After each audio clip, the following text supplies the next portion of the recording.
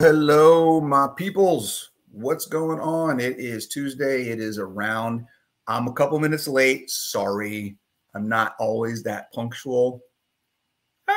Yeah, anywho. Tuesday night, guys. Questions and answer time. Coach Winkler's on. Low Carb Jess is on. Happy Meaty-tarian. I love it. Happy Meaty-tarian is on Instagram. I like it. We have a question and answer. Keeping us keto, Janie the Queen. What's going on, everybody? Ask questions today. As soon as I get off of here, I'm going to pack. And tomorrow we are headed to KetoCon. So I hope for any of you who are going to KetoCon, I hope a lot of you are going to KetoCon, that you make sure to track me down, give me a fist bump. I'm a big fist bump guy. So track me down, give me a fist bump, give me a high five, give me a hug, whatever you want to do. Let me know that you are following me and that hopefully the information that I'm putting out there is helping you out. Okay. Coach Nat and I are talking, I believe sometime on Saturday.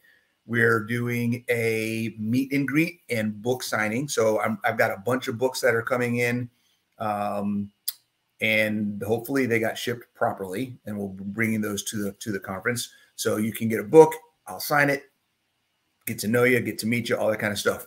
Teresa's on, Natalie's on. Coach, you have a family wedding? Hey, a family wedding is awesome. Enjoy that.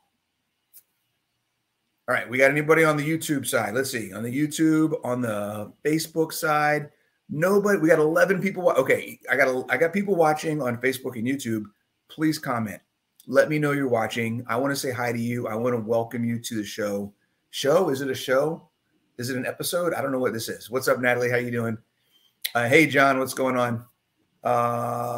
Guess I missed the Q&A. Have to watch. No, it's live right now, man.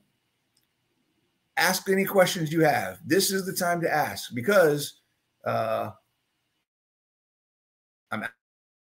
out of here tomorrow. No, technology for making you guys accessible, making me accessible to you 24/7. I won't always respond 24/7, but I will respond sometime. Okay. Hey, Nicole, what's going on? First time on the live. Thank you for watching. Yes, John, it just started. 8 o'clock my time-ish, usually on Tuesdays is when this thing starts. So you actually are catching it right at the beginning. Cool. All right, Natalie, for those of you who don't know, meet Kaizen. Kaizen, how do you pronounce that? Kaizen? Natalie, I'll just say Natalie because that's how I know you. Natalie was one of the guests on the reversed episode season 3, the carnivore season. So got a chance to spend some time in Costa Rica together. Hope things are going well. If you have any questions, as always, just ask. Hello, Facebook user. Face blue smiling. John, you're funny. Boa. What's up, Coach? Hey, Boa. Kaizen. Okay, thank you, Natalie. Kaizen. All right, now I will never mispronounce it. CB in progress. Who else we got on here? Sky.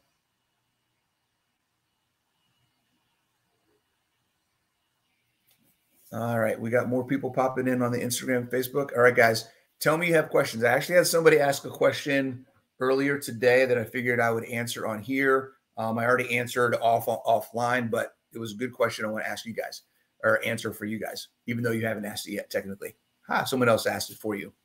Here, I don't know if I can find it. Hold on. Let me see if I can find, and I'll read it word for word. Had something to do with metabolic confusion.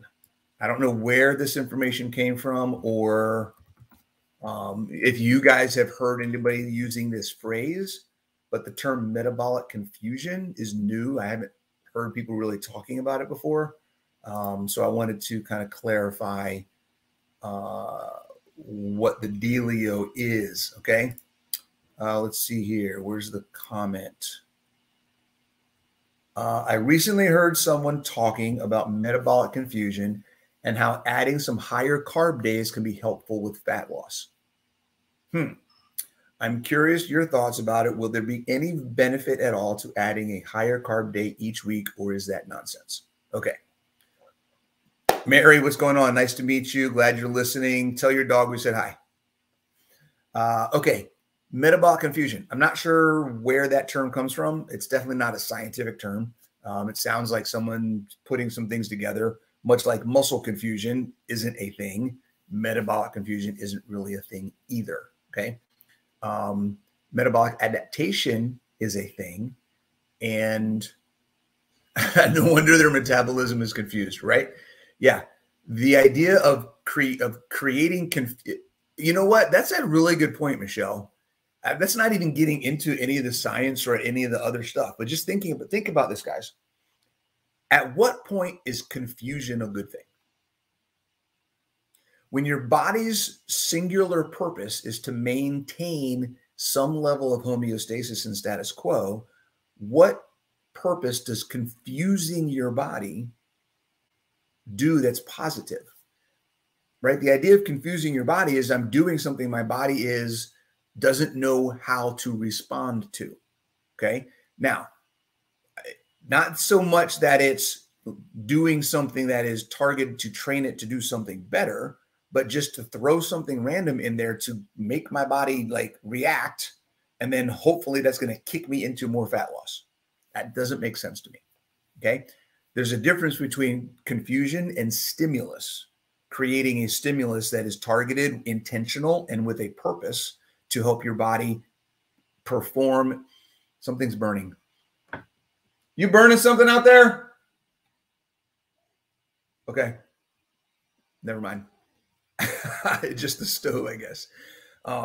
Doing something with intention and purpose to improve performance in a specific area. Okay. That's not the same as confusion, because with confusion, you do this, then you do that, then you do this, then you do that, right? With purpose and training and applied stimulus, progressive stimulus, you're doing things in a specific way to improve performance. All right. Bo, we'll get to you in just 1 second. That looks like a good comment. So the idea of, in general, of adding carbs to stimulate fat loss. If there's a couple things with that. One, fat loss shouldn't be the goal. You guys know where I stand on focusing on fat loss versus focusing on metabolic performance. Okay. So if you're doing things to try and lose fat, instead of doing things to work on improving metabolic function, you're probably making a choice that is going to bite you in the butt in the long term. Okay. That being said, trying to utilize carbs as a way to lose fat is the opposite of doing something that's better for metabolic function. Okay. Metabolic function is something where you focus on nutrient density, bioavailability, satiety, reduction of inflammation, okay, and doing things that make it easier for your body to function. Carbs do not make it easier for your body to function. It makes it harder for your body to function. It makes your body do extra things. Your body has to engage processes that it doesn't want to or usually need to when you don't eat those things. That's where inflammation, that's where dysfunction comes from. Okay. You're making your body do things it doesn't want to do. Okay. How we can utilize that to improve metabolic function, I don't think that makes sense. Okay. That's just where that comes from. Okay. So just thinking about utilizing carbs, no. I have some videos. If you want to hear some information that goes way more in depth into this, I think I have at least 2 videos on my YouTube channel where I go into, do you need carbs for exercise? Do you need to cycle carbs? Do you need to be metabolically flexible, and what that actually means? Because the term metabolic flexibility is a thing, but it is not actually what a lot of people think it is. So go to my YouTube channel, do a search on my YouTube for metabolic flexibility, carbs, and high intensity training, things like that. And you'll see I've got some longer form videos that kind of dig into that a little bit. All right. We got a couple other things. We got some people popping in. Janelle, what's going on? John. is asking a question. Okay, before I get to you guys on YouTube, let's look at this question. It's a question. No, it's not a question. Boa on Instagram. Started carnivore about 3 weeks ago. Female, 5'5", eating around 200 grams of protein a day. Woo, get it, girl. Should I be worried? Worried about what? About them gains? No.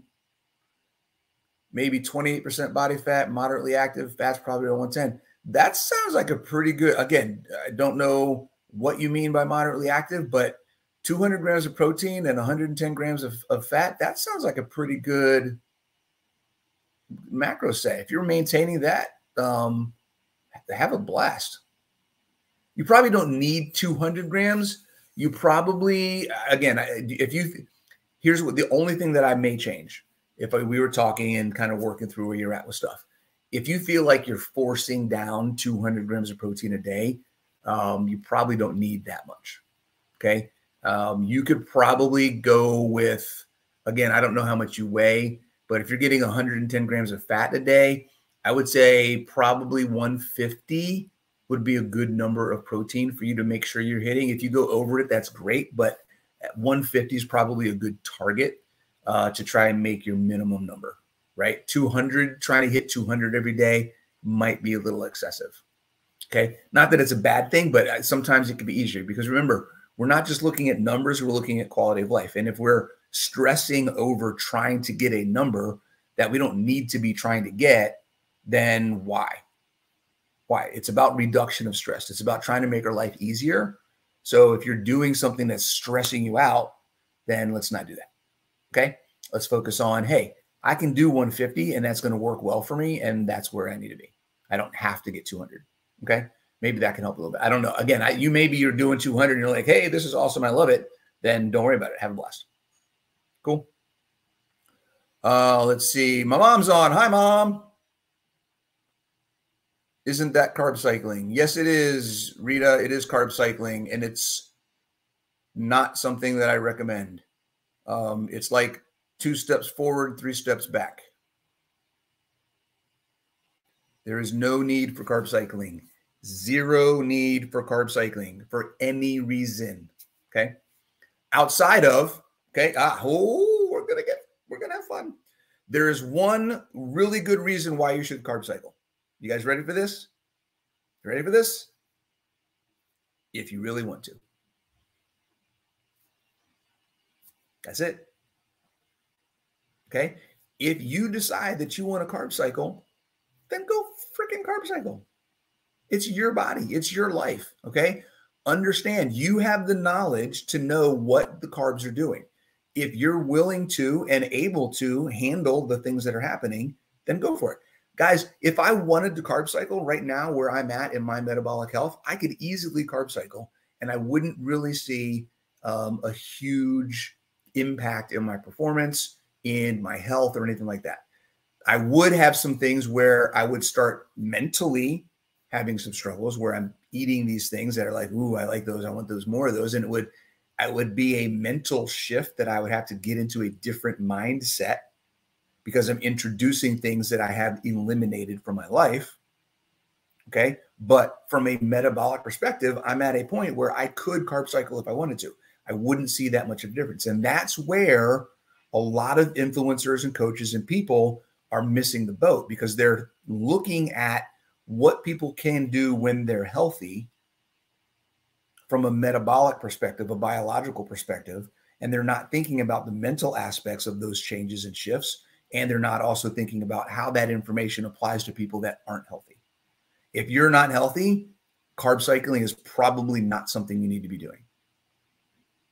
Okay. The game changes once you fix yourself. The game changes once you get healthy. The game changes once you get enough lean mass, you increase your fitness, and you're at a point where you have no physical or medical limitations. It's different. Okay. The side of the fence is different. When you're still on the side of the fence where you have metabolic issues, you have movement issues, you have things that you're working on just to get to a good quality of life, you need to be as on point as possible because you can't afford to be off point. Okay. All right. Just something to think about. Michelle says that causes such mental stress with me. Even thinking of adding things back, it just triggers awful cravings. Yeah, absolutely. The idea of carb cycling, regardless of the metabolic, and like I said, regardless of the metabolic and the biological impacts that it could have, whether you're healthy or not, the mental aspect of doing it could be just as dangerous. It could completely throw you off track. So I just stay away from it. All right, let's look at YouTube and Facebook and see what kind of questions we got going on here. Janelle, ooh, we got a question here for Janelle. I'm going to post this up here. Hey, Coach, any tips to be able to do 1 to 2 pull-ups? I can barely do one with an assist band. Fantastic question. Pull-ups, how do I get to do pull-ups? Okay, number 1, do them or train for them as often as you possibly can, okay? The trick is not to overtrain for them, okay? Don't try to go into the gym every day and do 50 pull-ups, okay? It's just gonna get worse and worse and worse and worse, okay?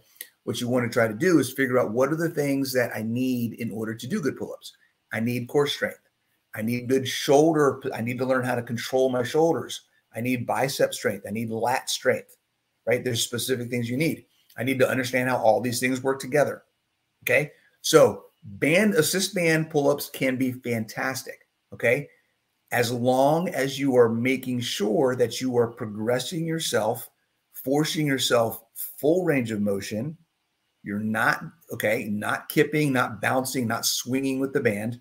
Everything is smooth and isolate the movement up, down, nice and easy, focused, okay? There's some other things you can do as well. If you go to my YouTube channel and type in pull-ups, I've got 3 or 4 different modifications and progressions to help you improve your pull-ups, okay? Banded pull-ups is one. Negatives are another one. Basically, you get up on something and you jump into the top position of the bar, try to hold yourself as much as possible, and then slowly come down, okay? That's one.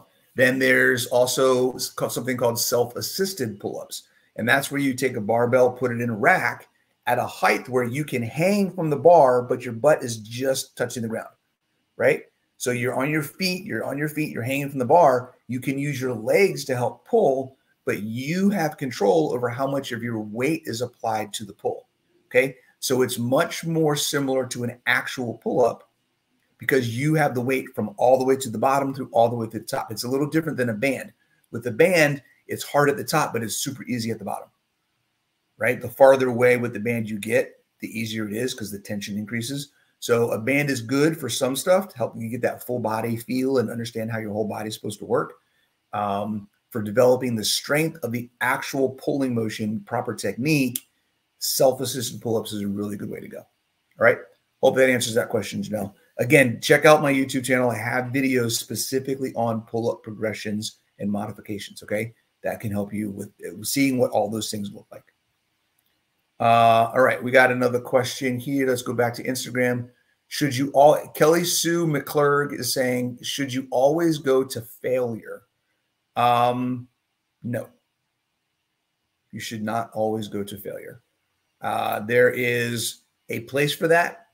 And there is a place for technique and there is a place for progressive intensity, but you do not always need to go to failure. Okay. There's a broad range of things when we work on our fitness that affect our quality of life that have nothing to do with muscle failure. Okay. Muscular endurance, muscular stamina.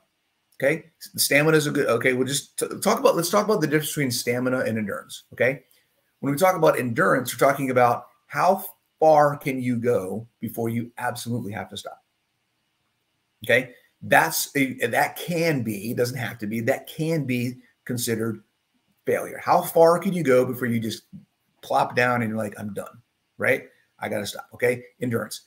The intensity applied to that work is non-linear. Okay. It is not the same. It is maybe higher at the beginning and super low at the end. I start out, let's say I'm running. Okay. And I'm running at a 8-minute mile pace when I start, When I end, I'm running at a 12-minute mile because I am beat and I'm basically walk jogging to finish whatever I'm doing. Okay. The level of intensity changes, but the endurance, the ability to keep working at some level is what we're looking for. Stamina is different than endurance. Stamina is the ability to maintain the same level of work for a period of time, or to repeat that level of work or intensity over and over and over for a period of time. Okay. So when we talk about stamina, we're talking about, can I sprint a 40-yard dash, right, 10 times with a 30-second break in between and sprint each time at the same speed without decreasing or without increasing the amount of time it takes that sprint to happen? That's stamina. Okay. Now, I'm not going to failure. Okay. I'm pushing really hard, but it's not a failure type work. And we can do the same thing with weight training. We can do the same thing with all sorts of different stuff, right? It applies to muscles. It applies to cardiovascular strength. It applies to speed. There's a bunch of different ways that those concepts apply. So when we talk about, do we need to go to failure? Going to failure at times, absolutely something you need to do. Not every time. Okay. Just like you don't need to do a Metcon where you are passed out on the floor afterwards, gasping for air with pools of sweat all over you. Your clothes are melting off because you just absolutely crushed a workout. That doesn't need to happen every day. That needs to happen maybe twice a week. It doesn't need to happen every day. Okay. For you guys that are doing CrossFit, for you guys that are doing high intensity interval training, Orange Theory, whatever else. Okay. I highly recommend, even if you do a CrossFit class that has a Metcon in it every day, because every day there's usually some kind of a metabolic conditioning portion of a CrossFit class. Okay. 2 of those days, I want you to bust your butt and crush that Metcon. The other 3 days, work hard. Don't kill yourself. Find a focus that's going to help you improve in some other area. One of the easiest things to do is tell yourself, you know what? This workout has devil presses. Instead of trying to crush these devil presses and do as many as I possibly can, I'm going to up my weight and I'm just going to focus on getting X number of them per round, whether that's what's programmed or not. Maybe that's what I need right now because I'm trying to improve my overall strength in devil presses.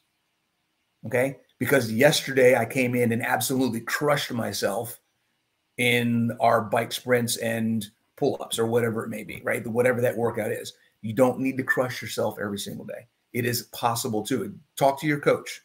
If you're in a group setting, talk to your coach. Say, hey, coach, I really crushed it yesterday. I need to chill out a little bit today. I want to do the stuff with the class. I want to do the movements, but is there some way I can modify it so that I can get some good work in and get some conditioning, but not kill myself? Ask for the assistance. Your coach, if they're a good coach, they should be able to give you some options and say, yeah, absolutely. Here's how we can do it. We're going to drop this rep. Don't do this exercise or only do this number of rounds, or they'll give you some kind of guidance and ideas on something you can do to modify that so that you're not overtraining. Overtraining is a thing. You don't need to do it. Okay. All right. Hope that makes sense, Kelly. Good. Thank you. All right. Let's see. We got another question. Let's see. John from Colorado. Equipped with beef isolate better than a whey isolate protein from something from Optimum Protein? Aren't the base proteins supplied by a limited number of companies? Yes, there are basically a handful of companies at the top that everything kind of comes from. But in general, whey is going to be your number one option. Now, looking at the brand, you have to look at the ingredients, okay?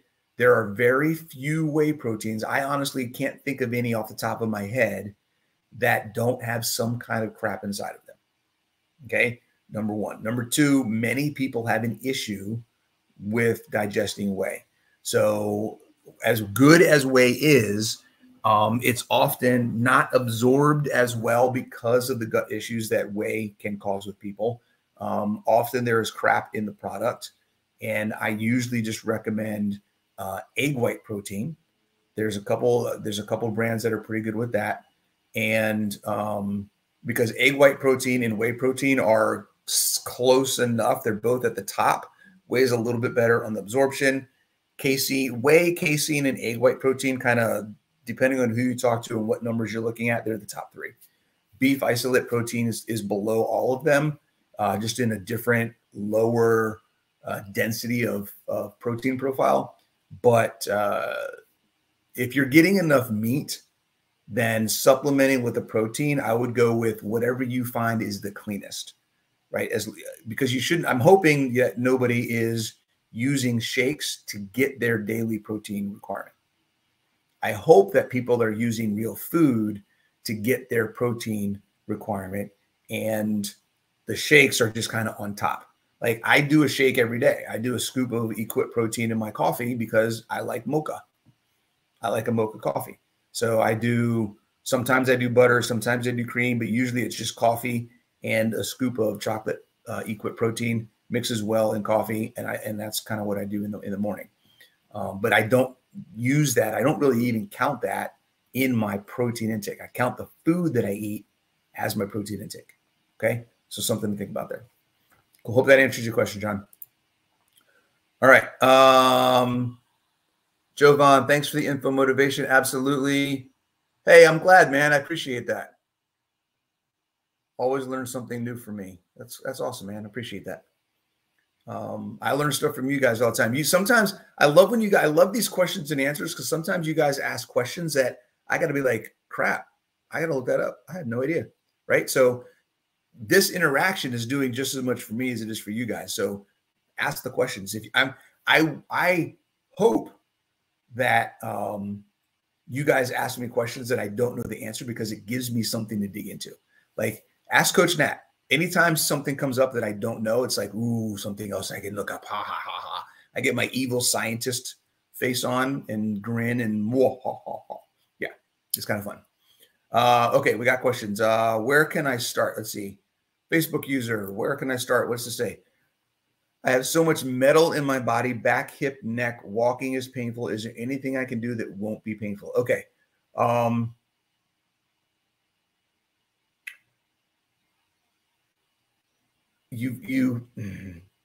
There's a lot of things you can do. Thank you, Kelly, very much for that. I love working with Maria. Anytime I get a chance to work with her, it's going to happen. I can tell you that right now. We bonded in Costa Rica, and the interaction that we have now, we talk all the time, and it's fantastic. It's fantastic.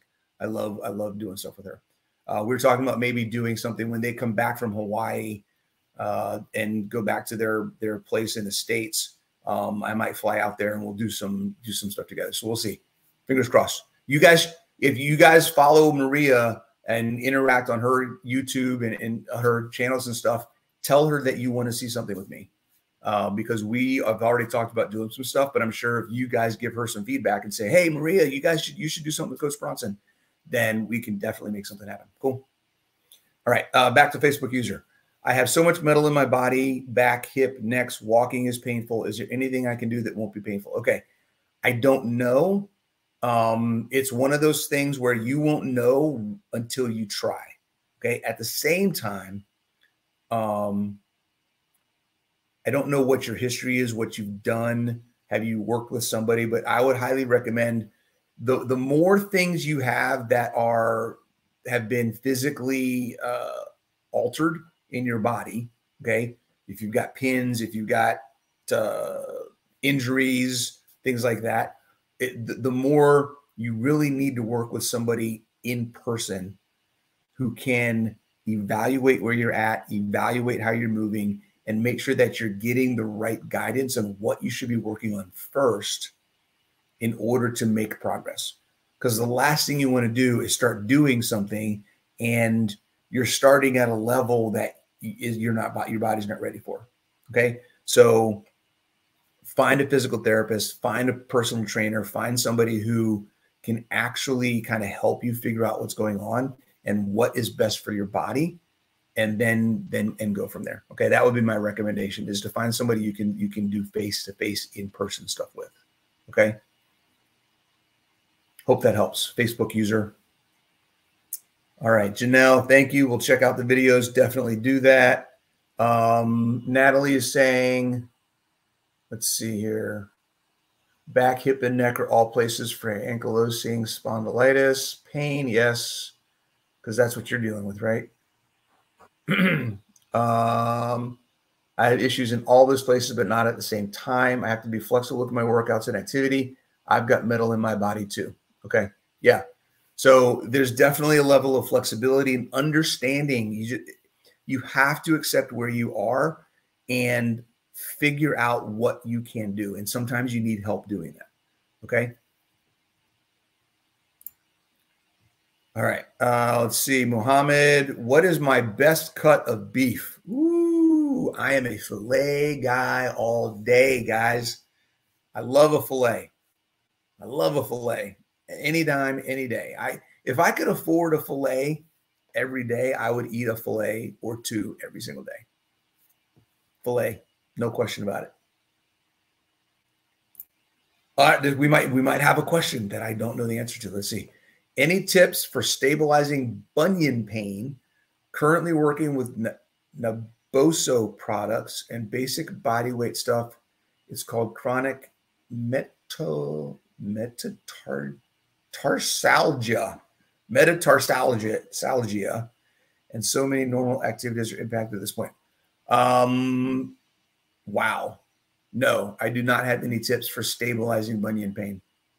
I know trying to isolate it and keep it from being affected can be difficult. Any exposure that I've had to bunions has really just been an exercise in avoidance of aggravation and working around it. That's the extent of I haven't had a lot of clients, a lot of people that have had them. So I don't have a lot of experience, unfortunately, with specifics on things that you can do. That would be a great question if you are not in my Facebook group already. I hope you are, since you're a Facebook user. If you're not in my Facebook group, go into the Facebook group. We got a couple thousand people in there that there may be someone who also has bunions or has had experience or used to have one that can give you some tips and some things you can do. Okay. That's one of the great things about crowdsourcing some of this stuff. Okay. So hop in the Facebook group and ask about this and see if anybody in there has some questions, has some options for you. Okay. Hope that helps. All right, Karen, what do we got, Karen? You talked about a torn labrum. Exercise to help heal, been working legs. Okay. Number one, get checked out by a PT. Okay. Whenever we're talking about an injury, guys, particularly for some of the more common lower back, shoulders, knees, hips, things like that, go get looked at by a physical therapist first. Do not try to self-diagnose. Do not come up with your own solution when it comes to an injury, particularly an injury that is a basic functional joint. Okay. So that's step number one. Number two, I do have some videos on my YouTube channel. If you look for shoulder pain on my YouTube channel, you'll see a video or two that I have on exercises you can do specifically for reducing or helping prevent shoulder pain. Okay. These are basically the videos that I did, okay, to fix and work through my torn labrums. I have torn labrums in both shoulders. Okay. There was a time where I couldn't put my hand over my head, right? If I did anything, it was excruciating pain. Okay. It took me a long time to get back to doing most things that I do. I still don't do everything. Okay. I am probably 90%, back to 90% of the things that I used to do. The things that I don't really do anymore, handstand push-ups. Okay. I can do them. I don't like to do them. They don't always feel great when I'm done. I don't really do barbell jerks anymore.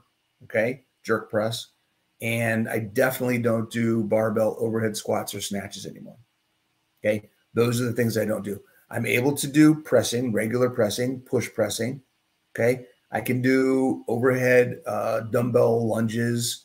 I can do snatches, kettlebell snatches, dumbbell snatches, things like that. I can do pull-ups. I can do kipping pull-ups. I can do butterfly pull-ups, like most of the normal things. Some of the extraneous exercises that are more performance-based than training-based, I don't really do those anymore. Okay. That's a discussion that you'll probably see a video on shortly if you haven't already. I think I talked about it a little bit in the difference between exercises that are used for training and exercises that are demonstrations of skill that are not used for training, but people think they are training tools and mistakenly program, mistakenly do them as a training tool when they're not really training tools. Okay. And I'll just say this right now. Let's talk about the torn labrums. There are things that we don't need to do. Okay. If you are currently doing these things and trying to do them in a Metcon or in a class or even on your own and you're training, using them as a training tool, then you need to stop. Okay. Pistols, overhead squats with a barbell, snatches, wall climbs, or sorry, not wall climbs, wall walks, up handstand push-ups, okay, pistol squats, kipping pull-ups, muscle ups, okay. None of those things are things that you need to do to be functional. None of them, okay. The things that you need to do in order to do those things properly, that's what you should be training. Then if you decide that you get to a point where you can do those things and you want to do those to improve your performance and increase efficiency in the work that you do, you can do that. But they aren't the training tool. The training tool, we use kipping pull-ups for an example. The training tool for a kipping pull-up is strict pull-ups, okay, leg raises, okay, scapular work. Make sure you keep those scapula in position and you have strong enough shoulder joints to handle the pressure and the force of kipping. Okay. And then developing the skill on how to do it properly instead of just getting up there and jerking around like a fish. Okay. There's skill progressions on how to actually move on the bar so that you're getting the most efficient action with your body. So there's a level of coordination and skill involved in kipping. Okay. So you don't just hop on the bar and start doing kipping to get better at kipping. You do everything that's not kipping to get better at kipping. Okay. Some things to think about there. I don't want to get into that one too much. I can go into a whole rabbit hole on that topic. All right. So torn labrums, get some help. I've got videos on my YouTube. There's a handful of them. You need bands basically. IYTs, face pulls, pull aparts. There's a handful of different ones on there. But they work really well. Wall angels are amazing. Get in there, do some wall angels every day, and you're going to see a huge difference if you can get your hands up there, right? There's some progressions for wall angels as well. Hope that helps, Karen. All right, we got another question on Instagram. Let's see here. Got some people popping in. All right. Do you take a pre-workout? If not, what would you recommend for an energy boost before you work out? Sodium. My pre-workout is about an extra gram or two of sodium in my water. So normally I do one of these, the equivalent of one of these with an element or a scoop of Relight every day. Not every day. I do like 5 of these a day or more. Before a workout, I'll have one of these, right? But normally in one of these, I have 1 serving. Before a workout, I put in a whole bunch of salt as well. So I have an element and probably a teaspoon maybe of salt. So that's about 1.2 or 1.25 grams of sodium, right? So it's about almost 2.5 grams of sodium in one of these about an hour before a workout. And then before and during the workout as well. So yeah, sodium is probably the best thing you can do. You're going to feel great. Okay. That's my pre-workout. Pre-workouts, if you guys have ever heard me talk about them before, number 1, you're taking a stimulant that is not working within the bounds of your body's natural energy processes. Okay. So that's why I like using electrolyte as a pre-workout, because electrolyte is just supporting the existing processes that your body has. It's just allowing for better function of them. Okay. Caffeine, capsaicin, all the other different things that people throw into these pre-workouts, they make you feel like you have more energy, but you really don't. And they've done tons of studies, guys, where the placebo versus the product produced the exact same results of actual performance in the work that was done at the gym. So pre-workouts don't do any more than just thinking you got a pre-workout. Okay. So there's that. Hope that helps. All right. Let's see. Questions. Ooh, we got some more questions. How do I get over 200? Okay. Coach, how do you get over 200 grams of protein in 2 meals and with 100 plus grams of protein in one sitting will be absorbed and used in the body? Okay. First off, the amount that's absorbed in the body is a number that is generalized for a large population of people. Okay, depending on who you talk to, it's anywhere from 30 to 80 grams per sitting. Okay, here's a couple things. The definition of per sitting is, I think I've ever heard it actually defined in a way that puts a bound on the amount of time. Okay, the amount of time the food was eaten or the amount of time considered for the digestion. Okay, because it takes hours for food to digest. Hours, 6, 8, 10 hours for food to digest. Okay, there's some other aspects to go into that as well. And that is the more muscle mass you have, the more requirement for protein your body has. So it's going to use more of what it does digest. So there's a lot of things that play into this. And basically what you want to do is play around. If you're concerned about getting a certain amount and your body only can use so much, then find out how it works for you. Eat 4 meals a day. If you're if you're shooting for 200 grams of protein, eat 4 meals a day of 50 grams each at each meal, and see how that goes with your lifestyle. Do I have time to make 4 meals and eat them? Okay. See if it makes a difference in how you gain lean mass. Maybe you find that at 50 grams a day, you actually gain more because your body can utilize more throughout between each meal, whatever. Okay. Maybe your blood sugar is a little different. Maybe there's higher insulin in between. There's all sorts of things that could be different about that versus going 100 in 2 meals, right? Go to 100 for 2 meals and see if you notice a difference. It's really just a matter of finding what works best for you. Okay. So the number specifically, I personally have not had an issue with my blood sugar, with my insulin, with gaining lean mass or maintaining lean mass with my performance. I have not had an issue with about 100 grams or more per day. I do about between 200 and 225 a day is where I'm at. Okay. Remember also, if you're doing lean protein without fat, that's a very different story. It's a very different story with how your body responds. The more you can pair the protein with fat, the better it's going to be for all sorts of functions in your body, right? Better insulin response, right? Lower blood sugar response, better digestion, better nutrient absorption, and things like that. Okay. So the problem people have with higher protein diets is that often they go higher protein and they drop their fat, and they're eating so much lean protein that their body just, it's like overwork. It's almost as bad as having more carbs. Protein is a very expensive macronutrient for your body to process, and it can do it a little easier if you're doing it with fat, right? So having some fat with your protein is always a good idea. All right. Another question on the Facebook this time. Oh, we got some more people on Instagram. What's up, guys? Hey, Jessica Myers, what's going on? All right, Facebook user, Zero Drop Larger Toe Box Shoe, question mark.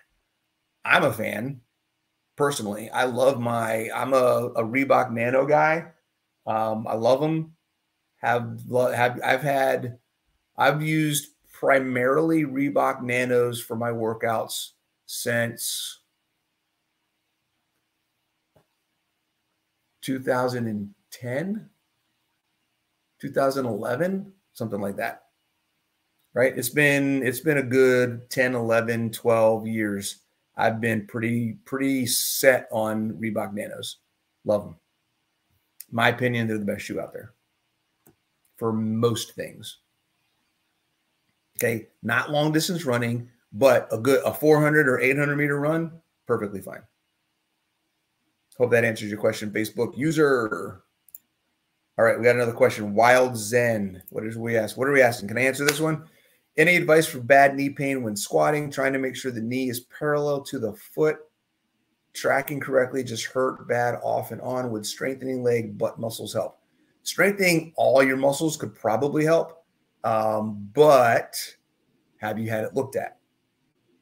Okay, we go back to injury. We go back to, have you had a professional look at it so that you know what's going wrong?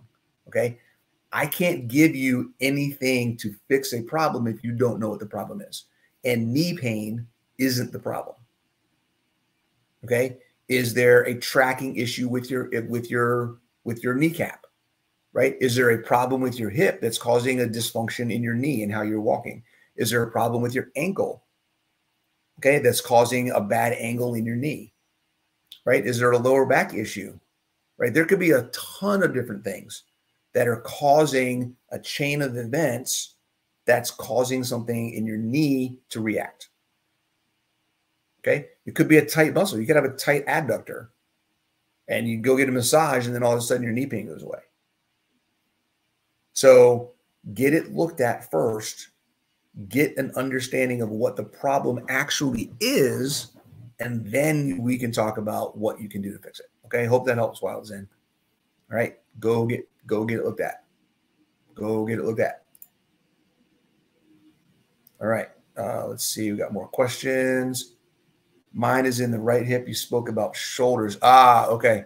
So Karen was asking about torn labrums. You got a hip labrum tear. I don't have any specific exercises for that. That would be something I'd have to get with some of my physical therapist friends, my physiotherapy and chiropractor friends, and say, hey, what are some things we can do? That again would be something that it would probably be best to get some specific guidance. The hip is because the hip is so. The hip does so much work, and any improper function of the hip can cause so many problems. So I would say that is definitely something, if you haven't gone to a PT, Karen, go to a physical therapist and get some specific guidance on what you can do. Okay, if it's possible. Again, you've got it. I'm hoping you've got it diagnosed as a torn labrum. And if you have a physical therapist who's like, there's nothing you can do, find another physical therapist. Okay. There is almost always something that you can do to help improve the situation. There may not be anything you can do to fix it, but improving your quality of life through exercises and doing things to make it better, relieve the pain, improve range of motion, all that kind of stuff, improve the strength of your hip. There's absolutely got to be things that you can do. And a good physical therapist is going to help you figure that stuff out. Okay. Yeah, not yet. Kind of scared. It's okay. It's okay to be scared. Get the information and get the help you need. Okay. Sometimes we got to just go on that limb and get help. Kimba. Yes. Nano 2s, bring them back. Oh my God. The Nano 2s with the big wide web. Yeah. I really like the 4s. And I think I have a pair of 5s that I use pretty much right now. And they're really comfortable, except the mesh on them, it's kind of worn out and torn. So I got to get another pair at some point. All right. I think we're good tonight, guys. Jessica says, I highly recommend Bronson's couples retreat. Yeah, couples retreat is coming, guys. Keto Fit Living. We'll be announcing the next, not the next one, but we will be giving some more information about when the next couples retreat is. It will be more of a mountain woods theme. Last year we were on the beach. This year we're going to be more mountainy and woodsy. We want to get away, have a good weekend, spend some time with a bunch of couples, kind of working through just what it takes to do this as a team, right?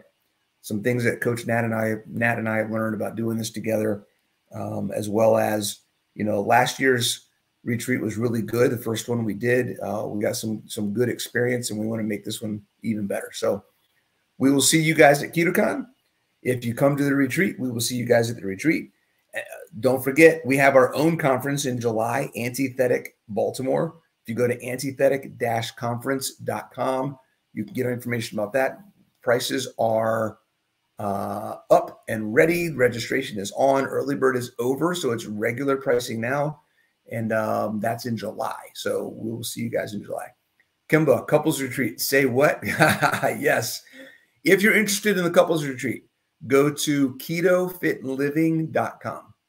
All right. And we have a page up there. It's got some basic information. We're looking September, October timeframe. And like I said, we're thinking mountains, mountain kind of theme. We'll all come together, spend some time together in the same house. You guys get to live with Coach Nat and I for a weekend, kind of see how we live our life. And then we get to share with you. You guys get to share with us. And hopefully you guys can leave as a couple with a stronger sense of togetherness and how you guys can make this stuff work together. That's what it's all about. Cool. Take it easy, guys. I will see you next week after. Oh, you know what? We'll be back. I will see you guys next week, same time after we get back from KetoCon. All right. Take it easy. Thanks for joining, guys.